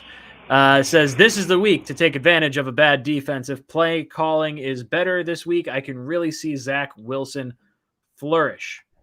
I don't know where the Titans fall on the overall 15 defense spectrum. 15. All right. So, top half of the league still. Still better than 1, 2, or 5, right? So yeah. Is this the week where we see a little bit more offense, Matt? No, I don't think so. I think they're just hitting their stride. The first 2 weeks, they really struggled against Arizona, and then they gave up 1 billion points to Seattle. Go figure. Russell Wilson was good in September, like he always is. But I think they kind of hit their stride against a banged-up Carson Wentz, and honestly, I just think they continue to roll and be fine defensively. So I don't think this is the week. Give it one more week against Atlanta's porous defense. Richard Delgado, thank you so much for the super chat, brother. He says, I'm watching the Jets this week, and the offense looked great, and so did the defense. Now, here's the twist. Replace the Jets with the Cowboys. Dude, the Cowboys look so legit. I'm watching my boy CeeDee Lamb out there, and the dude just looks fast and elite.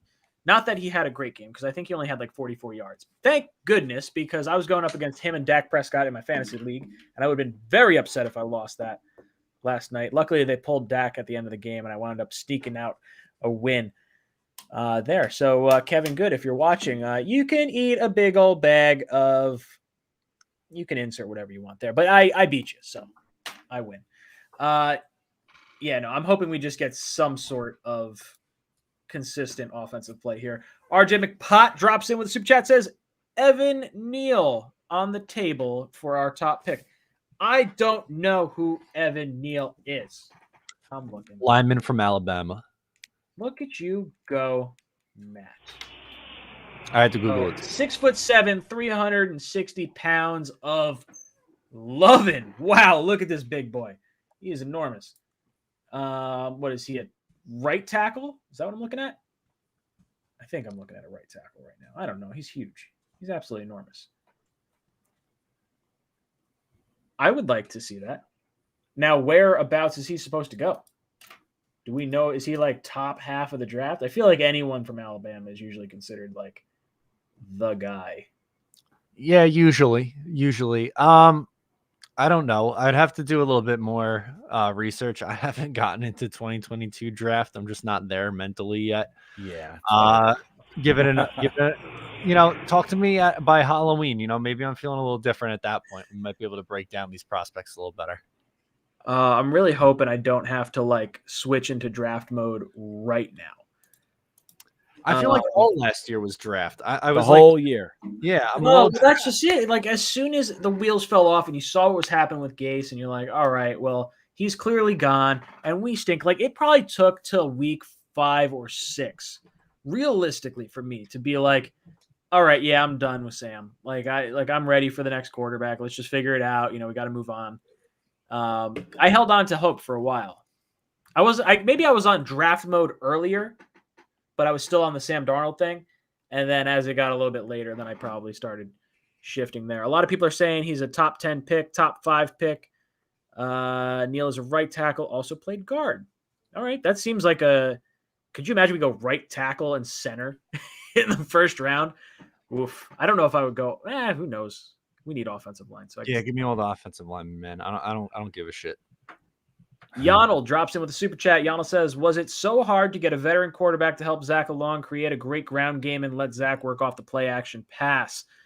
I would love to see more play action. My issue is we can't sustain a drive long enough to actually take advantage of play action. And that's kind of where my frustration lies. Greemy, what do you think about the ground game and playing off the play action pass? Yeah. Well, have I mentioned Josh Johnson yet? Have we talked about him at all? Who? We might have heard you mention his name once or twice. Yeah. But, you're right, dude, Ryan, you're absolutely right. I mean, look, we ran the ball 12 times for 43 yards against the Denver Broncos, and we did a similar thing in week 1. So in order for play action to really have any impact, you have to, they have to bite a little bit on the run. They at least have to respect the threat of the run. So we haven't been able to do that. But I agree that should be a part of what we're doing. Like we should be, it should all be quick passes, little slants, little dump offs, high percentage passes, get Elijah Moore and guys like that running on sweeps. Once you start doing that, then the A gap and B gap runs will have, be a little bit more effective. And once you have that going, then play action can be your bread and butter. Up to this point, in my opinion, LaFleur has had an inability to get it going. He does not know how, up to this point, to get the ball in his playmakers' hands in space very often. And I think that's where the problem really is, because play action would be a dream. Kyron drops in with super chat. Yeah, see, I got the name right this time. Kyron says, Mims, Healthy Scratch brought to you by Manscaped. I dig the mower. Trust Joe more to draft than free agency. Davis equals drops. Lawson equals Achilles issues. Look, I trust Joe Douglas. I think the swings he made and the approaches he took were correct. And Corey Davis, before the last game, looked good. Like, obviously, he was kind of held back a little bit by a Patriot defense that focused on him. But you could tell there is a rapport between Corey Davis and Zach Wilson. And that in and of itself is valuable, even if he's dropping a few passes right now, to have that sort of reliability in your quarterback. From your quarterback in a wide receiver, to at least be able to see he's putting the ball in the spot. Like there was that one play where he rolled out to his left and he put a friggin' dime right over onto Corey Davis's face mask, and the defender made a nice play. I don't think that one counts as a drop because I think the defender got his hand in there, but really nice throw. So I would say I disagree. I definitely like Davis. I like Lawson. you just have those injury issues. There's a reason why Davis was not held on to as a top 5 pick in Tennessee. And maybe we're seeing a little bit of that with the drops. It's possible. I do think we'll get more from him if we get more out of Mims. And then you can kind of have the 2-headed monster as opposed to just having Corey Davis out there. I think, sorry, You not to cut you off. I was going to say not to cut you off, but I'm pretty sure I saw that on the season last year, Davis only had 4 drops, and he has I think 4 to the first 3 games, something like it was either 4 or 5. I don't remember off the top. I thought it was 6. Isn't it 6, Matt? It feels like he's had 6. I mean, he had what I thought was 3 this past game, but I think he was only credited with 2 because I do think that longer pass was considered a defensed pass. And then I don't know where he was at on the other 2 games. Yeah, but like Matt said, that's not something that's been. Look, he's had his issues. He had a slow start, being such a high draft pick, but that's not one of his bugaboo. Like that's not one of the issues with him is drop passes. So it's like, what is that? In my opinion, this offense, the team isn't absorbing it. Now, I don't know what that means and where the specific issues are, but overall, again, the offensive line is they're blowing their assignments all over the place. We're seeing running backs fail to do their job. We're seeing wide receivers dropping even Berrios, with all due respect to what anybody thinks about Berrios, he is known as having pretty damn good hands, right? He dropped one. So like, what is it? Like what's happening? What is it? So they got to get on it. They got to fix it, man. According to Pro Football Focus, Corey Davis has 3 drops on the season. I'm pretty sure he was credited with 2 this past game. So I don't know. I counted 3 this past week. So it's got to be at least it's got to be at least 5 this year. Yeah, he's got a 20% drop percentage according to Pro Football Focus. They're fucking terrible. Let's see. So over the course of the last few years. So yeah, last year, so rookie year he had 2, year after that 4, year after that 3. Last year was 4 drops. This year he already has 3. So this is according to Pro Football Focus. So at least it's them grading that metric the whole time. It's not necessarily where, the official one, I guess. Interesting. Lots of drops through those first few games here. RJ McPott says, is there a replacement for Knapp for next season, either in the college ranks or a coach on the hot seat? I'll be honest, I don't know. I think we're more likely to see a veteran presence be brought in the quarterback room than maybe someone like Coach Knapp. Because I think it was Callahan was the one they brought in place of Knapp, right? Like that was the Kavanaugh. Yeah. So I think Kavanaugh's probably here to stay. I think the veteran quarterback is more the route we'll go next year. Greenbean, you think there's anyone else out there that we should be looking at? Yeah, I mean, just like you, Ryan, I don't really have my fingers on that to see who could be a passing game coordinator, a veteran that would fill that role. I think continuity is probably more what we're going to look to achieve. I mean, with so many new pieces, first-time head coach, offensive coordinator, rookie quarterback, 7 rookies starting, youngest team in the league. I think we're going to probably value continuity and consistency a little bit more. Matt Kavanaugh is a pretty good coach. I mean, he's not Greg Knapp, but he's a well-traveled, experienced guy. He's been in the league for 30 years or whatever it is. So I think once he and LaFleur kind of get on the same page a little bit more, don't forget, he's only been here a month. So I think that's probably what we'll see, as opposed to shaking it up and bringing somebody new in and kind of starting the process over again. Unless he sucks and they hate him. Yonel. The newest, highest super chat of the night, brother. Thank you so much. It's much appreciated. He says, I think it was too early to throw Zach out there. He needs time to develop. The best current quarterbacks develop behind a veteran and can help that can help them. Okay, that can help him along. How can the Jets throw a young quarterback out there again? I don't know if there's necessarily a right or wrong way to do it. Herbert started all his games, and that was last second, right? Like Tyrod Taylor has a punctured lung. and then Herbert comes in and just lights up the world. You look at all the rookie quarterbacks across the league between Mac Jones, Zach Wilson, Justin Fields, Trevor Lawrence. Who else am I missing in there? Trey Lance.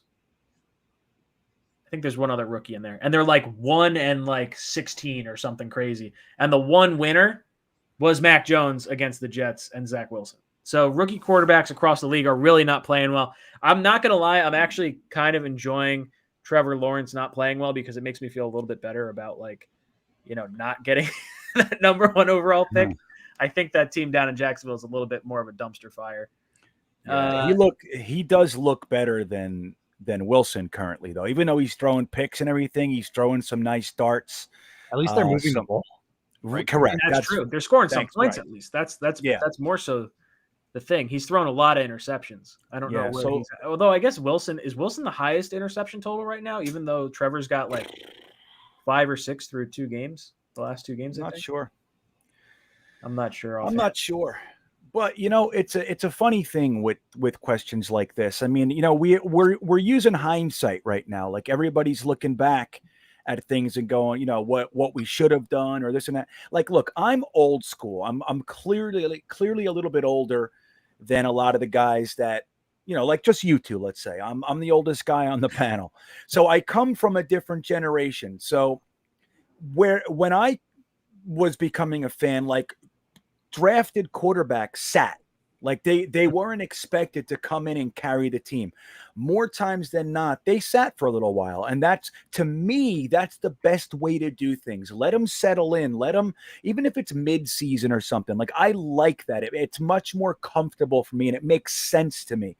But in this day and age, with the rookie quarterback contracts and all that entails, to draft a guy in the top 5 and not play him is almost sacrilegious at this point. I know Trey Lance is not starting, but that's because they have an entrenched starter who's been to the Super Bowl. You know what I mean? It's a little bit different scenario than, say, the Jets or the Jaguars or the Miami Dolphins or whoever it might be, right? So I think while I agree with that, I don't think it's a mistake because that's today's NFL. That's what it is. Yeah, I would say this with there's a difference between when you're talking about football and guys sitting versus now, because the contracts were totally different. Right now, the way to win is with a quarterback on a rookie contract, and the amount of practice time that is allowed to be had during an off season or during a training camp is drastically different. The amount of times you're allowed to hit in practice is drastically different than it was 20, 30 years ago. So now you have to have guys that are able to start and able to play right away, because if they're not the guy, you got to try and figure out how to move on. Mm-hmm. And I feel like the contracts are also way different. Like when the Jets took Sanchez, you're talking, I mean, I don't know what his contract was. I'm pretty sure Sam Bradford's number 1 overall contract was like $50 million his rookie year. And now that's like just a fraction of what the rookies get paid. So I think there's something to be said for the salary cap aspect of it. Now, a veteran quarterback, I think, should be in here. So whether that would have been a Knapp or someone that you could bring in to at least have Wilson. And Joe and I talked about this last night too. There's something different when you have a coworker, because that's what a veteran quarterback is. It's a coworker that Zach Wilson can turn and say like, hey, look, I got this stupid question. I don't want to ask Mike LaFleur because this is like, he's going to laugh at me. He's going to make fun of me or, whatever. He's going to judge me differently. I think you speak differently to a coworker than you would to a person in a position of power above you. Matt, what are your thoughts on the veteran quarterback and the difference there might be between a coach and having a vet? A couple things. So I'm going to get to that in a second, but you said something that sparked a thought with me. So I was talking with someone today who's a little bit of an older fan, but he knows football really well. And he was like, he's a Giants fan. And he was saying that he thinks Daniel Jones could still be okay, but he should still be sitting behind Eli Manning. And I was like, what? And then he was saying, well, look at Aaron Rodgers. He sat for like 3 or 4 years. Yeah. But the difference is Those guys were on 6-year rookie contracts, not 4-year rookie contracts. That plays a huge role in this. I don't think that's talked about nearly enough for context. And with today's salary cap, you gotta win when the quarterback's on their rookie deal, or if you don't, then you have to be a great drafter so you can build your roster around a $40 million player. Anyway, but back to this. I don't know if it's so much as behind a veteran quarterback, but I don't know, maybe just having a more consistent voice. Like I know Johnson's there. My question is, how there is he? Like I know he's there for practice, but like on game day, what's his availability for Zach? Because you know what, you can sell me on having a player like that available for him. Yeah, I can absolutely get that type of thought process wrapped around in my noodle. Before we go any further, I want to take a minute to recognize some sponsors. WinView is the only game where fans can take on other fans and end the debate once and for all for those, for all of those. Let me try this again. WinView is the only game where fans can take on other fans and end the debate once and for all of who's the biggest sports fan. Have those friends and family who think they know everything. Play them in a WinView contest and have them walk the walk. Want to break up the monotony of family dinners and get-togethers? Play during a quarter of Monday Night Football to have a little skin in the game, and it's the perfect way to add an extra layer of competition to your fantasy league. While you're tracking the games on Sunday to see which players are killing it for your team, play against others in your league in a WinView contest. It's not a sports book, not daily fantasy. It's a social gaming app where you can win real money prizes for making predictions on games you love. Prop bets are some of the most fun things to do for sports, and WinView does an absolutely great job with that. We're going to take a minute to step away to recognize another sponsor, BetQL. Want to get an advantage over your sportsbook? You need to download BetQL, the only app you'll need to make smart bets. Their best bets computer model scans over 350,000 unique bets per year to give you the best bet recommendation for every game across all major sports and gives you the reasoning behind why you should place the bet. Their model covers everything from spreads, over-unders, and player prop bets. Don't want to use the model and prefer to do your own research? BetQL has all the necessary tools for your research needs. There's sharp data so you can see who the pros are backing, line movement so you can jump on betting opportunities in real time, team summaries highlighting previous success against the spread and over-under, and team lineup breaking news and injury status updates. Plus, you can save all your picks in one place to track your success and winning streaks as well as view your rank on their leaderboards. Head to the App Store or Google Play Store now to download BetQL. You can also head to try.betql.co/JetsTalk to get started now. Enter discount code JetsTalk at payment checkout for 25% off any of their subscription offerings. You can find all this information in the description of this video. Make sure to check out their BetMGM offer in the description in order to receive a free year of BetQL. Also check out their sportsbook offers page if you live in any of the eligible states to claim free offers upon signing up for one of the many sportsbooks listed. Don't miss out on your chance to beat your sportsbook this football season. Thank you, BetQL. I saw a few guys talking in the chat saying that they're gambling. Technically, BetQL is not a gambling app. It is an analytical site that tells you what would be a 5-star bet to place on a FanDuel or a DraftKings or some type of app like that. They were actually 16-2 on 5-star bets through the first week of the season. I really got to take a look at where they're at right now. But legitimately, one of my buddies at work downloaded it, and he's up like a whole bunch of money right now. So fun across the board if you're looking for some type of analytics and backing for where you're trying to go with this. Sorry. Mutt Viles, Green Bean is the father time of Jets fans. Love the wisdom, but hope we can bring in some interior linemen for Zach and a tight end. Get this kid some help. Yes, I do want to see interior offensive line, specifically center and right guard. And then tight end. I think those are going to be big areas of need, and I do think we will address them this offseason. I can see center in the draft, right guard in free agency, and I would say tight end, depending on what happens in free agency, because David Njoku is going to be a free agent, and so is O.J. Howard. And potentially the Jets may want to get in on either one of those players. Matt, is there anyone tight end wise, that you would like to see the Jets go after? OJ Howard is so massively overrated, by the way. I just wanted to throw that out there. I do like David Njoku, though. I like I would like to go draft. I think with one of the first 4 picks, I would like to draft a player. I don't have a name in mind just yet. But it'd be nice to get something of our own, and have from a young pup and develop them. But if you were to say in free agency, Njoku is much more intriguing to me than OJ Howard. Green Bean, what about you? You are the tight end guru, my friend. Where would you like to see the Jets go for the tight end position?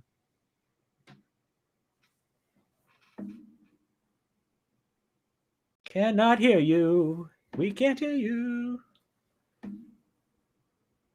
Sorry, I'm in the middle of changing cameras and everything. My bad. I said I would like to see maybe Yeboah stay on the team and continue to develop. I do like him, as you guys know. So I'd like to see that happen. But I agree with Matt. I think using one of our first 4 picks on a premier type tight end would make me very happy. This happens to be a pretty well-stocked tight end class as it looks now. My number 1 tight end as it stands today is Charlie Colar from Iowa. I was looking at him last year, and he chose to stay in school, and he's been having a good season. So, yeah, that's what I'd like to see. I think that we are going to do that too. So you think draft is the way we go with tight end as opposed to the free agent route? Yeah, and I hope we do that too. Like Matt said, I would rather that too. I'm curious. I'm pulling up over the cap right now because I'm just curious where we are currently sitting in terms of cap space for next year. So it looks like as of right now, once this loads, sorry, I start talking as it's moving quicker. It looks like we have about $65 million in cap space with the rollover of about $4.5 million this year. Oh, shit. So we're going to have some potential options going into next season. So it could be free agency, but we will see.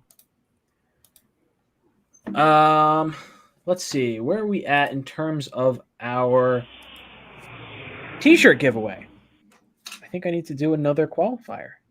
We're getting to that point in time. Just 8 or 9 more likes. And then we will pick another qualifier on top of the one I'm already picking right now. And if you're watching this after the fact, make sure you drop a comment in the comment section to get qualified for next week's t-shirt giveaway. EP Jet 21. You are qualified for a t-shirt at the end of the stream. All right.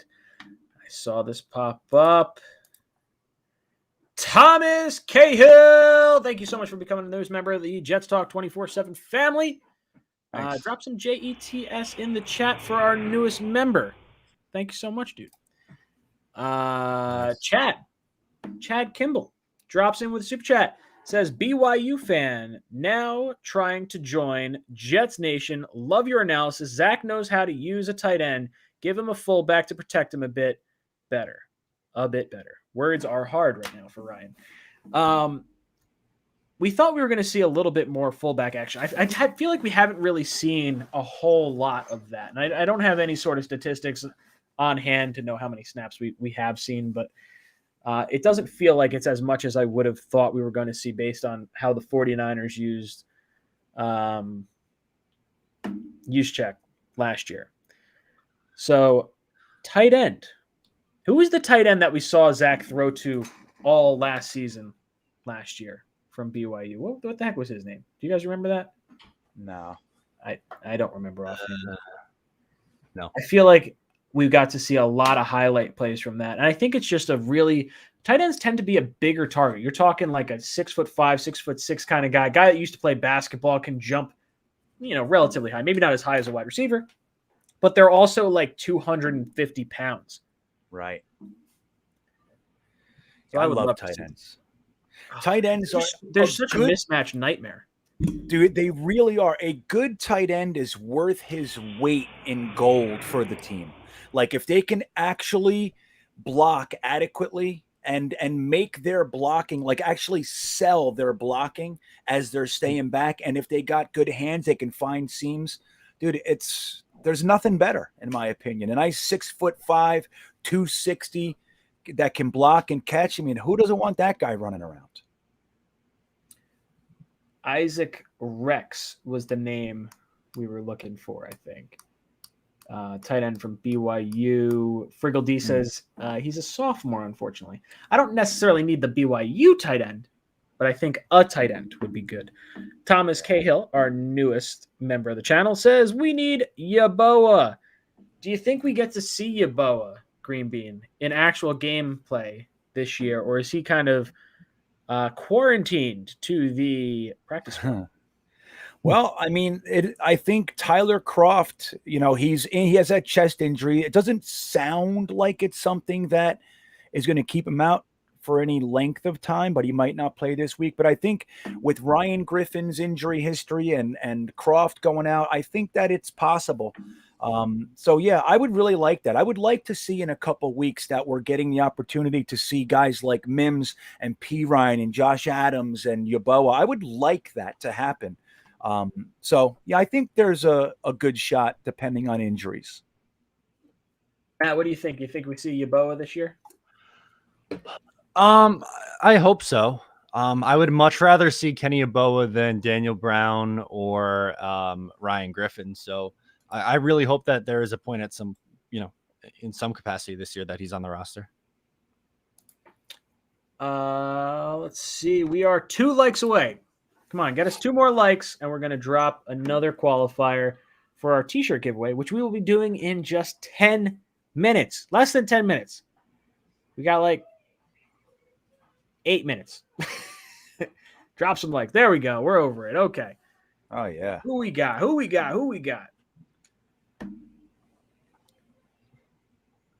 Bring in Matt O'Leary for a workout at tight end.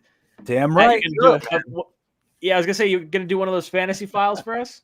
Yeah, maybe I get the hands going. Well, I don't know if I have tight end size though. I'll come out and throw you the ball. Perfect. I'm in. Adam Sendick is qualified for a shirt at the end of the stream. Green Bean, sorry, I did not mean to cut you off. Yeah, no, I was just gonna say it just jogged my memory. Matt O'Leary has a really good article. I forget the organization, but on Miami and UVA this week, it stroked my. Interestingly, I was just going to read the article because I'm into UVA, and then I realized it was Matt O'Leary, and I enjoyed it so much more knowing that it was him. So I wanted to let everybody know. Maybe you let them know where they find it. I think I saw it on Twitter. Maybe. Yes, good. Yeah, Matt, plug it. Sure. So, my day job, my new day job is covering sports gambling for Odds Checker. So I did a game preview for UVA and Miami. I do mostly NFL stuff for them, but I have done college football, some boxing, UFC. So if you're not following me on Twitter, you should, number one. And number two, you'll get some insight on some gambling picks. I love it. And I didn't mean to feel like I was laughing at your comments, but Jeremy has a fantastic comment that I need to show on the screen. I think JD figured, why take a good tight end once he didn't take Cox in the draft? What's the point of a good tight end without Cox? Cox is the linebacker we all wanted. Day 3 of the draft, I think. Is that what we were hanging out with John Blewett? I think that's right. Yeah, I couldn't believe that Cox made it that far down. All jokes aside, it's a very funny joke, Jeremy. I don't mean to take away from it, but yeah. You pervert. LOL. May wind up a wide receiver. All right, one more like, we get another qualifier for our t-shirt giveaway. Come on, I know you're in there. One of you guys listening hasn't liked it. I know. There it is. All right, who we got? Green Bean, I'm going to ask you to pull up last week's Talkin' Jets panel. And Matt, I'm going to ask you if you could pull up yesterday's Monday show for me. Oh, Nightbot. Look at Nightbot go. All right. I see you, Matt O'Leary. Matt O'Leary has been qualified. Sorry, which one am I doing? This is what happens. You have to comment in the chat. When you comment in the chat enough, you wind up getting picked by Nightbot. So clearly, Nightbot is showing a little bit of love to our most frequent commenters in the chat. We got to see O'Leary in there. You got to see Ali in there. Green Bean's been picked a few times. And then we got our normal cast of characters. Adam goes, this is rigged. Adam, you were picked just before, Matt. Can't be rigged. Look at Am I doing week 1 or week 2? I already forgot. Wait, yeah, what do you want me to do? Oh, sorry. Green Bean, you go to last week's Talkin' Jets panel. Matt, you go to last night's Monday night call-in show. Oh, okay. And I'm going to have you guys pick... We'll pick 3 names. So whoever gets to it first, we'll pick 3 names from each of those that will get tossed into this little list here. Just any at random? Any at random. Whatever you're feeling. Wait, I'm just picking a name? Yeah, you're picking 3 commenters. It's got to be a name that commented. It can't be like just like Steve. Like that, not a random name. Yeah. Okay. I have my 3. All right, go for it. Who we got? Okay, I'm going based purely on if I think your name on YouTube is cool or not. So first one is Space Boy. Okay, Space Boy. Barrel Beast 847. Wait, is boy with an I or a Y? Good question. With a Y. With a Y. Okay. Okay. What was the next one? Number 2 was Barrel Beast 847. Barrel Beast 847. Okay. And what's your third? Chrono Kenny. Chrono Kenny. That's a cool name. Yeah, he's from Ireland, I think. Oh, even better. What? Green Bean, I really like your show, the international stuff with all the flags and everything. I thought that was really cool. Yeah, it's been fun. Green Bean, give me some 3 names that we could qualify. Okay, I'm doing the same thing Matt did as best I can. We have P Money Jets. P Money, one word. P-E-E Money. Jets, another word. P Money Jets. Is that like some R. Kelly money? Is that where we're at? Is that a current base name? I think that's how I'm taking it. That's how I heard it, man. Let's do the Zoo Band, all one word. Zoo Band. I like it. Okay. And let's do Jon Snow. Jon Snow, like the Game of Thrones.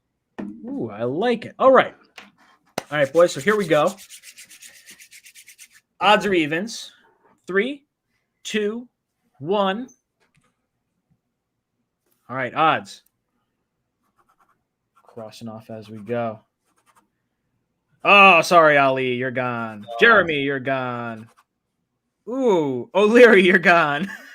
No. Barrel Beast, you're gone. Oh, P Money Jets gone. Jon Snow gone. All right. Odds or evens. 3, 2, 1. Oh shit, math. 2, 4, 6, 7. Odds. Man, math is hard. Frankie from Flatbush gone. Harry W gone. Adam Sendick gone. Chrono Kenny gone. Good dude. All right. Odds or evens, boys. 3, 2, 1. Uh-oh. 1, 2. There you go. 6, 7, Ryan mucking it up. 10, 11. Well, it's my show. I'm throwing out my own numbers here. What was the number? Was it 11? I think it was 11. 11. I don't Odds. 1, 2. Zuban gone. We're down to, what are we down to? Uh-oh, we're down to 2. All right. So let's see. See, Muttfiles is keeping us in check. He says 11. All right, chat. Give me an odd or even number. We're going to take the first 3 numbers we see after WA2K99's post of LOL yeah 11. Let's see what numbers we got. We got a 2. Oh, what's the next one? Everyone's going to sign off, and we're not going to get another number. 69. Ah, there's my boy. All right, we're going odds. So our winner of our T-shirt giveaway, I'm hitting my microphone, is going to be, where is it? Space Boy. Space Boy, you are a winner. Go. I like it. Space Boy. Make sure you reach out to me on one of my social media channels, whether it be Instagram, email, Facebook, something like that. I'll get your contact information. We'll get you a shirt. Thank you so much for tuning in. We have reached the end of our show. So I want to go around and do some of our closing thoughts. And thank you guys for tuning in. So, Green Bean, let us know what you're doing and where they can find you. Yeah, this is great, man. I love doing this with you guys. I went so fast, I had no idea why we were doing the numbers mid-show. I didn't even get it until just a minute ago. But we're going to do the After Hours Whatever Fest in about 30 minutes, 10:30 over at Green Bean Jets Fan. For anybody who wants to kind of get a little bit more going for the end of the night, we'll be over there. It'd be nice to see you. And have a great night, everybody. Matt, any last words for our panel? New episode of Just Jets coming out tomorrow.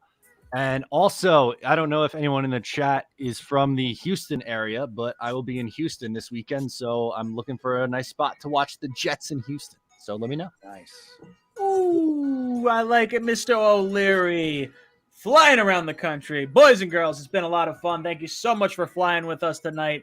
It has been so much fun. We will be back here next week, Tuesday, 8 o'clock to 10 o'clock for some more Talkin' Jets. Monday, I'll have Michael Nanny on with me for our Monday call-in show. We'll get all your reactions from the Jets-Titans game. Hopefully we get a competent team this upcoming week. But you never know what we're going to get with our New York Jets. Boys and girls, my name is Ryan. I've been your pilot. This is Jets Talk signing off. J-E-T-A!